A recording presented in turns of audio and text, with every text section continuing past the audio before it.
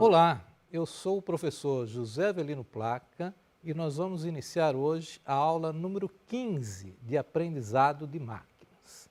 Na aula de hoje nós vamos dar sequência a algoritmos genéticos e vamos ver uma implementação utilizando a estratégia de algoritmo genético com um problema clássico da computação, que é o problema do caixeiro viajante. Bom, nós vamos fazer uma breve introdução. Vamos apresentar o problema do caixeiro viajante, vamos ver os métodos de solução possíveis para o problema do caixeiro viajante e depois apresentar e comentar, o algoritmo em Python que resolve o problema do caixeiro viajante com a técnica de algoritmo genético. Esse algoritmo, o código completo dele, vai estar disponível para vocês, nos links dos materiais de apoio da disciplina. Bom, o problema do caixeiro viajante é um problema clássico em computação, muito estudado, já há várias décadas,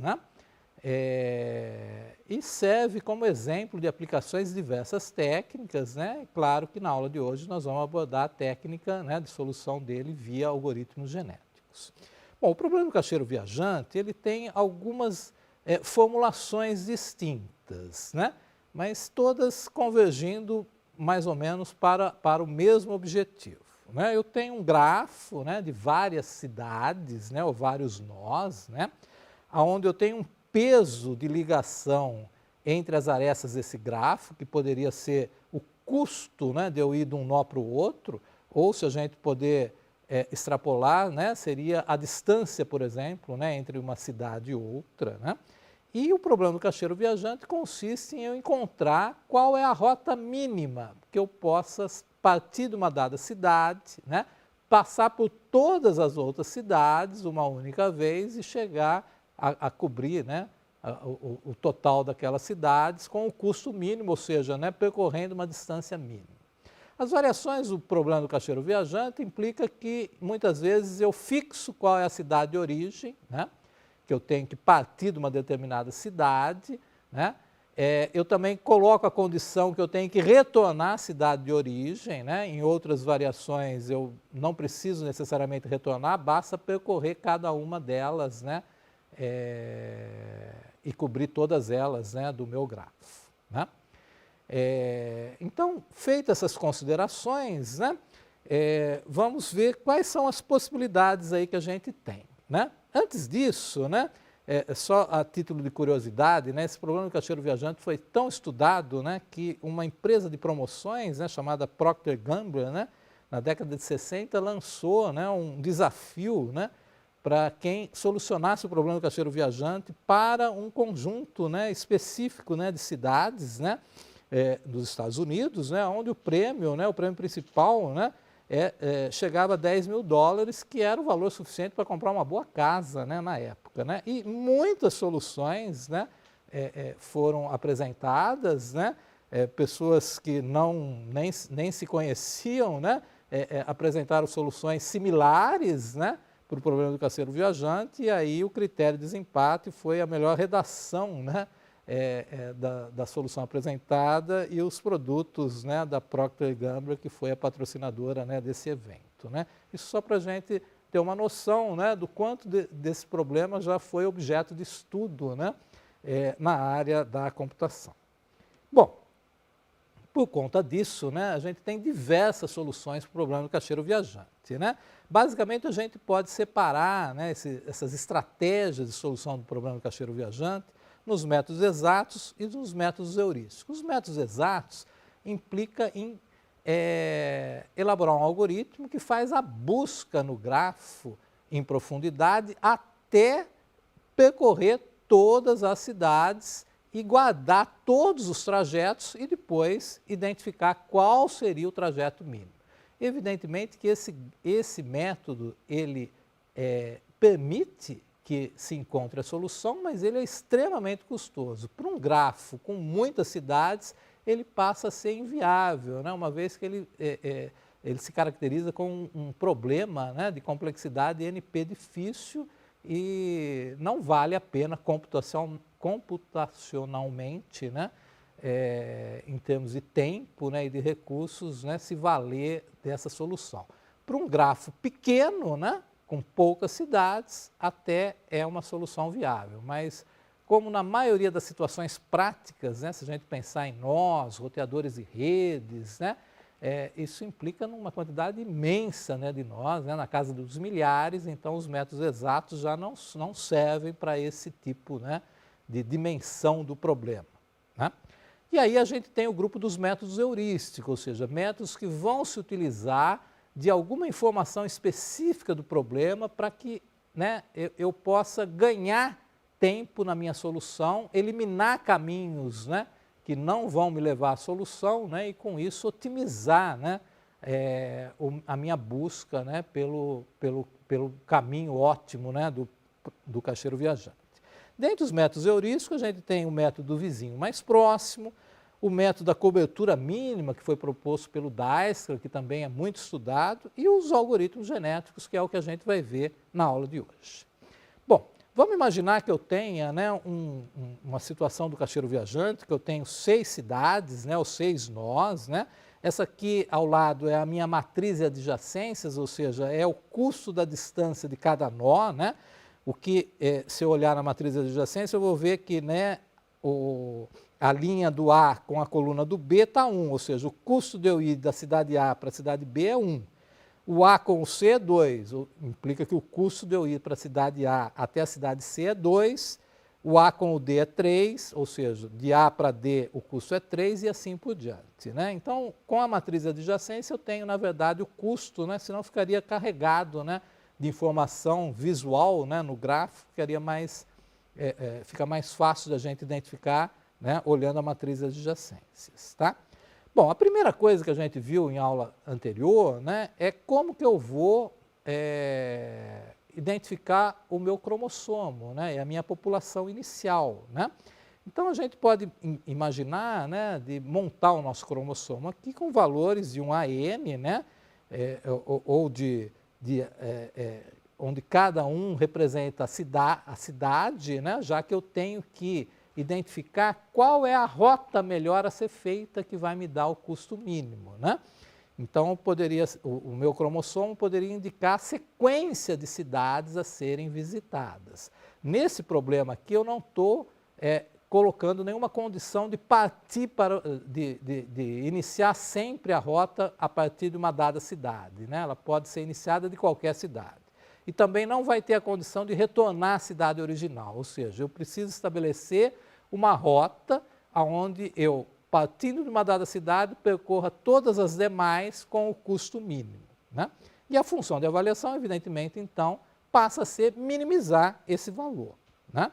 Então, a função de avaliação, eu vou somar as distâncias das cidades que eu tenho na minha rota e o menor valor é o valor a ser buscado, tá? Então, a gente vai codificar a nossa população com a sequência das cidades que eu estou percorrendo, né, dentro, né, dessas 6 cidades que eu tenho aqui, tá? Bom, então, vamos começar a ver o código em Python, né? Aqui eu deixei comentado, né, para que quem quiser adaptar esse algoritmo, né, para que ele tenha uma funcionalidade, né, em termos, né, de interação com o usuário, né, de uma forma não fixa como está aqui, né, eu deixei algumas coisas fixas para ser mais prático, né, na apresentação da aula, né, mas evidentemente que eu posso parametrizar várias coisas, né, ou seja, o número de cidades, aqui nós estamos usando esse gráfico foi apresentado anteriormente, onde eu tenho 6 cidades, né? Então eu tenho o parâmetro lá de um número de cidades igual a 6. Mas eu também posso deixar que o próprio usuário informe quantas cidades são, né? Vai ter uma complexidade um pouco maior, né? Porque eu vou ter que fazer essa leitura, depois montar a minha matriz de adjacências, né? E assim por diante, né?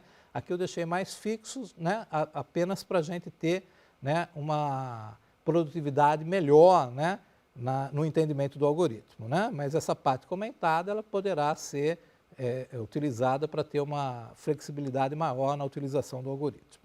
Então aqui eu já tenho 6 cidades, como a gente viu, nós vamos especificamente tratar daquele gráfico que foi apresentado, né, na tela anterior, né, com aquela matriz de adjacências. Eu vou estabelecer uma população de 20, né, ou seja, eu vou gerar sempre 20 indivíduos a cada geração, tá? E a minha taxa de mutação vai ser 0,3, que é um valor, né, entre 1% e 5%, que é o que normalmente se utiliza, né, em problemas, né, utilizando algoritmos genéticos. Tá? Bom, aí eu vou ter a forma de computar, né, as distâncias entre cada cidade. Esse algoritmo ele tinha sido feito originalmente, né, para que ele gerasse de forma aleatória, né, as coordenadas de cada cidade e calculasse as distâncias a partir da distância de 2 pontos, né, de geometria analítica, que é a raiz quadrada, né, de xa menos xb ao quadrado mais ya menos yb ao quadrado, né, a fórmula da distância entre 2 pontos, né, xa, ya, xb, yb. Né? Como a gente fez essa adaptação, então a entrada de dados, na verdade, né, que seria a matriz de adjacência, eu adaptei pela função chamada Compute City Distance Coordinate fixo, né? Ou seja, vai ser fixo porque a gente vai tratar unicamente daquele problema que foi apresentado, né, daquelas 6 cidades. Então aqui eu coloco, né, qual a distância entre a cidade A e a cidade B, a distância entre a cidade A e a cidade C, cidade A e a cidade D e assim por diante, ou seja, todas as possibilidades, né, todos os elementos daquela matriz de adjacências vão estar colocados de uma maneira fixa aqui, eu não coloquei até o final, né, só para poder indicar para vocês, né, qual é a forma, né, que a gente está imputando, né, a matriz de adjacências. Né? E depois eu vou imprimir aí as cidades, né, eu tenho as cidades então A, B, C, D, E e F, né, e os valores que estão a seguir são as coordenadas da cidade, que na verdade a gente não vai fazer uso, né, dessa informação. Né? O que interessa para a gente vai ser as distâncias entre as cidades. Tá? Bom, aí a seguir, né, eu vou ter a criação da minha população inicial. Né? Então, meu conjunto de população inicialmente, ele é uma lista vazia, né?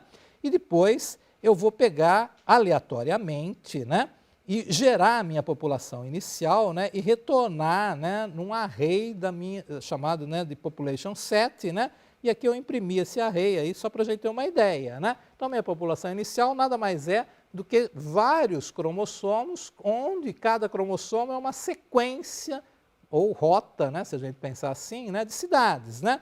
Cromossomo 1, cidade C, cidade D, E, B, A, F. Né? Esse é o meu primeiro indivíduo da população. O segundo, cidade E, cidade C, cidade A, cidade F, cidade B, cidade D e assim por diante. A condição aqui, evidentemente, é que eu não vou repetir a cidade, né? Não faz sentido. Né? Eu tenho que sempre ter sequências distintas, mas onde cada cidade, evidentemente, aparece apenas uma vez. Tá? Então, já tenho a minha população inicial, já definimos como vai ser a codificação. Né? Então, o próximo passo é a função de avaliação, o fitness. Né? Então, a função de avaliação, ela simplesmente vai pegar um par de cidades, né, e computar qual a distância, porque eu já tenho, né, pela matriz de adjacências, né, como foi mostrado, né, a distância entre cada par de cidades. Então, dada 2 cidades, né, passada por essa função fitness eval, né, eu vou lá e computo qual a distância, né, eu olho lá, né, na função que computa a distância, né, de 2 cidades, como a gente viu lá, e retorno esse valor. E aí eu tenho a distância entre aquelas 2 cidades. E a função getAllFitness, ele vai fazer isso para toda a população, ou seja, eu vou pegar cada cromossomo, cada indivíduo, né, pegar cada par de cidade e calcular a distância. Com isso eu vou ter o quê? Eu vou ter uma lista, né, que eu vou ter o fitness para cada um dos indivíduos da minha população.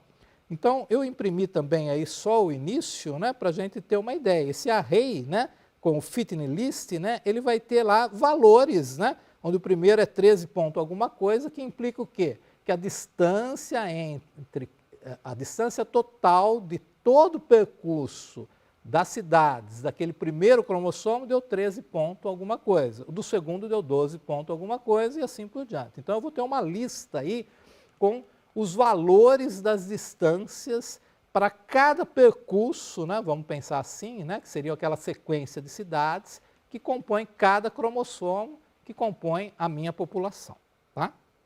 Bom, depois a gente vai fazer a função de seleção dos pais, né, do progenitor selection, né, ele vai selecionar os pais, e aqui entra conceito que a gente já viu também em aulas anteriores, né? Eu tenho essa seleção de forma aleatória, porém proporcional ao fitness de cada pai. Os pais que tiverem um melhor fitness são aqueles que vão ser privilegiadamente, né, selecionados, né, proporcionalmente, né, vão ter uma maior probabilidade de serem selecionados. Então, eu preciso, para cada par de pais, né, eu vou sempre precisar de 2, né, cromossomos para gerar um filho, né, eu vou calcular o fitness deles e calcular uma probabilidade que eles têm de serem selecionados, e com isso os pais com melhor fitness, onde o melhor fitness é o menor valor, nesse caso, da distância total, são aqueles que vão ter uma probabilidade maior de serem selecionados.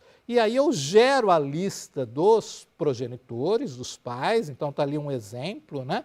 E aí eu tenho uma lista, né, dos progenitores que foram selecionados, né, para essa geração, né? E faço isso para toda a minha população. Tá? Aí na sequência eu faço o cruzamento, né? Então o mate progenitores, eu vou fazer o cruzamento para gerar um filho, né? Offspring vai ser, né, parte, né, da informação do cromossomo do pai, parte da informação do cromossomo da mãe, e finalmente o mate population, eu vou fazer isso para toda a população, então eu vou gerar, né, novos filhos para toda a população, que eu estou guardando nesse conjunto New Population Set, né, e aí eu imprimi apenas o primeiro, né, para a gente ver, né, esse aqui seria o primeiro indivíduo, né, da minha nova população gerada. Então, com isso, agora eu posso disparar o meu algoritmo genético para gerar as várias gerações desejadas até eu chegar na solução, né, que se propõe. Né? Antes disso, a gente tem ainda o operador de mutação. Né? Então, o operador de mutação é aquele que vai mudar alguma informação, né, do meu cromossomo, né, baseado naquela taxa que foi definida de 0,3, né? Então eu uso a taxa de mutação, seleciono qual é o cromossomo e aplico, ou seja, para alguns, né, indivíduos vai haver uma mudança, né, onde eu vou trocar, né, a informação que está lá no cromossomo. E guardo também isso, né, numa lista chamada, né, de mutated pop, né, ou seja, a população que sofreu a mutação. Tá? Aí sim, né, eu vou entrar na parte, né, do loop principal do meu algoritmo, né, onde aqui eu vou fazer 10.000 passagens, né, onde eu só vou imprimir a cada 100, né, para não carregar muito a tela, inclusive aqui, né, está sendo mostrado apenas as primeiras, né, onde eu vou imprimir qual é o fit mínimo, que é a função de avaliação mínimo, que é o que eu quero, né, a distância mínima percorrida, né, qual foi o fit médio para aquela rota estabelecida, né, e a data, né, date time, né, da geração daquela informação. Eu faço isso para todas as populações que eu tenho e gero as novas populações e repito isso, né, durante 10.000 vezes. Então, ali embaixo, né, a gente está vendo aí, né, na primeira passada, né, passada 0, né, eu tinha um fitness mínimo de 6.0. Na segunda, 6.0, depois 7.0, né, lembrando que eu vou tendo novos indivíduos, aplicando o operador de mutação, né? Então, o algoritmo genético ele tende, ao longo do tempo, a se estabilizar. Né? Depois eu tenho 6.0, 6.0, 7.0, 5.0, e aí tem outra sequência até o final, né? Foram feitas 10.000 passadas, e eu vou guardar o menor valor, a cada passada eu vou guardando o menor valor, né? Em Best Solution, né? Que está aqui, né? Eu comparo, né, o fitness mínimo da população com o que eu tinha anteriormente, né? Se ele for menor, eu guardo esse valor no menor, que é o Best Solution, guardo também qual é o valor do fitness mínimo e guardo também, para efeito, né, de alguma validação, qual foi o vetor de mutação, né, usado na última geração, né? E com isso a minha melhor solução é um fit de 5, né, que implica nessa rota, né? Eu saio da cidade C, vou para a cidade F, depois vou para a cidade D, depois vou para B, vou para A e vou para E, ou seja, percorri todo o meu grafo. Isso deu um custo de 5, que é o mínimo, por isso que está ali o 5.0, o meu fit mínimo, né? E com isso eu tenho a solução ótima, né, para aquela situação específica que a gente utilizou, né, de 6 cidades, né, para o problema do caixeiro viajante. Tá? Então vocês podem fazer as adaptações, né, para rodar de uma forma, né, diferenciada, né, esse algoritmo, né, e a gente está vendo, né, que para esse tipo de problema, né, o algoritmo Geneto fornece uma solução muito boa. Esse algoritmo vocês vão rodar no Jupyter Notebook, vocês vão ver que ele é extremamente rápido, né, ou seja, né, uma resposta extremamente rápida, né, e mesmo que eu tenha, né, um gráfico com mais cidades, né, que vocês também podem fazer essa adaptação, a resposta vai ter também, né, um desempenho muito bom. Chegamos ao final da aula de hoje. Até a próxima.